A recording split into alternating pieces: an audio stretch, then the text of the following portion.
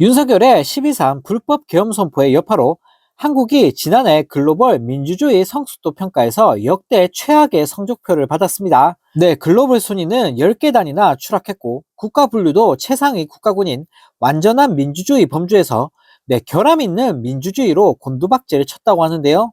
네, 영국 이코노미스트의 부설 경제 분석 기관인 이코노미 인텔리전스 유닛은 27일 발표한 민주주의 지수 2024에서 한국이 10점 만점 중 7.75점을 받았다고 발표했는데, 네, 이는 2006년 지수 산출 이래 한국이 받은 가장 낮은 점수라고 합니다.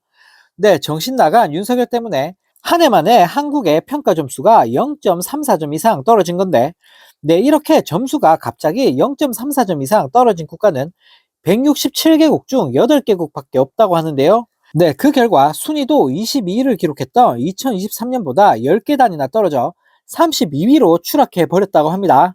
네, 이 때문에 한국은 8점 이상 국가가 속하는 완전한 민주주의가 아닌 결함 있는 민주주의에 속하게 되는 불명예를 안았는데요.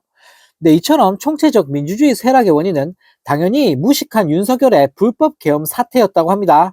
네, EIU는 보고서에서 한국은 계엄 선포와 후속 정치적 교착 상태 여파로 인해 정부 기능과 정치 문화 점수가 하향 조정됐다라며 윤석열의 계엄 선포 시도는 의회와 국민 사이의 양극화 및 긴장을 고조했고 그 영향이 2025년에도 지속될 것 같다라고 지적했는데요. 네, 그러면서 한국 민주주의에 대한 대중 불만이 커질 수 있다라고 전망했습니다. 네, 자랑스럽던 대한민국이 윤석열 하나 때문에 나라가 완전 후진국이 돼버리고 말았습니다.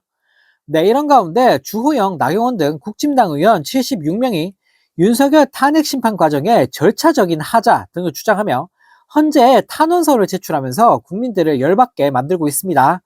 네, 국지민간들은 탄원서에서 지금과 같이 헌법적, 법적 이견이 있고 법적 절차적 흠결이 제기되는 상황에서 성급한 결론은 심각한 국론 분열과 대규모 불복 운동으로 이어질 수 있다라며 개소리를 날렸는데요. 네, 그러면서 또 이번 윤석열 탄핵 심판은 탄핵 소추안의 핵심이었던 내란죄가 빠졌음에도 별도의 국회 재의결 없이 지속되고 있다라며 이와 같은 절차적 하자는 헌법재판소의 엄정한 심리가 필요한 사안이다라는 역대급 궤변을 날리면서 이직들을 선동했는데요. 네, 이어 탄핵 심판에서 윤석열의 행위가 헌법 및 법률을 중대하게 위반했는지에 대한 객관적 입증이 이루어지지 않았다라며 핵심 증거로 제출된 홍장원의 메모는 작성 과정에서 제3자가 개입했다는 정황이 밝혀졌으며 변형됐을 가능성이 여전히 존재한다라며 음모론을 퍼뜨렸습니다. 또 거대 야당의 무분별한 의회 독재 앞에서 대통령이 헌법이 부여한 권한을 행사하는 것 외에 다른 선택지가 있었는지 깊이 고민해봐야 한다라며 우리 사회의 헌정 질서와 사회 안정, 국민 통합에 기여하는 현명한 판단을 내려주실 것을 간절히 탄원한다라는 말 같지도 않은 말만 또 늘어났다고 하는데요. 네, 무릎 꿇고 사과를 해도 모자랄 판에 내란범 쉴드치는 탄원서라니 참 국민들 열받게 하는 방법도 가지가지인 국진당 인간들입니다. 네, 또 다른 소식입니다. 윤석열이 지난 25일 열린 탄핵 심판 최종 변론에서도 무차별 가짜 뉴스를 살포했다가 욕을 한 바가지로 얻어먹고 있습니다. 네, 국방 예산을 야당이 삭감했다며 발악했지만 이는 새빨간 거짓말로 드러났는데요. 네, 입벌구란 별명답게 정당성과 설득력이 떨어지는 비상계엄 선포의 필요성을 주장하기 위해 윤석열이 끊임없이 거짓말을 일삼고 있는 겁니다.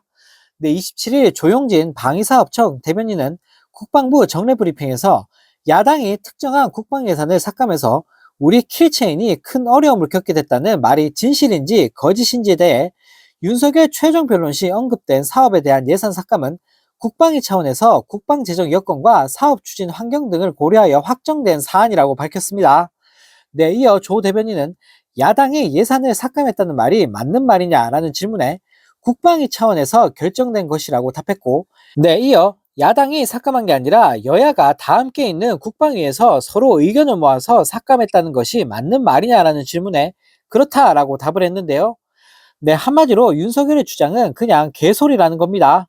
앞서 윤석열은 25일 거대 야당은 핵심 국방 예산을 삭감해 우리 군을 무력화하고 있다라며 지휘 정찰 사업, 전술 데이터 링크 시스템 성능 개량 사업, 장거리 함대공 유도탄 사업 등 5개 사업을 예로 들었는데요.